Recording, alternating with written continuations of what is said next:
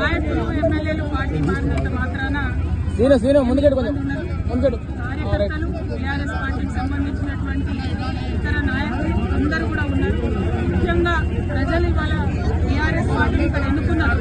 ఆనాడు రాహుల్ గాంధీ గారు వచ్చి ఇక్కడ ప్రచారం చేసినా కూడా వారిని కాదని కేసీఆర్ గారిని బొమ్మను చూసి సంజయ్ కుమార్ గారిని గెలిపించినారు. ఇవాళ సంజయ్ కుమార్ గారు ఒంటరి గెలుపు కాదు, కేసీఆర్ గారి గెలుపు. సంజయ్ కుమార్ గారు పార్టీ మారొచ్చు కాక కానీ ప్రజలు కూడా కేసీఆర్ గారిని నమ్ముతా ఉన్నారు.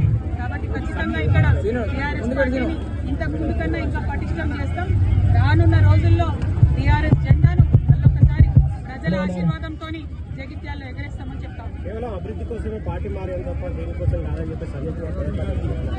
మరి ఈ సంవత్సర కాలంలో ఒక చిన్న రోడ్ కొండగట్టు పనులు కావచ్చు, జగిత్యాల పనులు కావచ్చు, మొత్తం జిల్లాలో జరగాల్సినటువంటి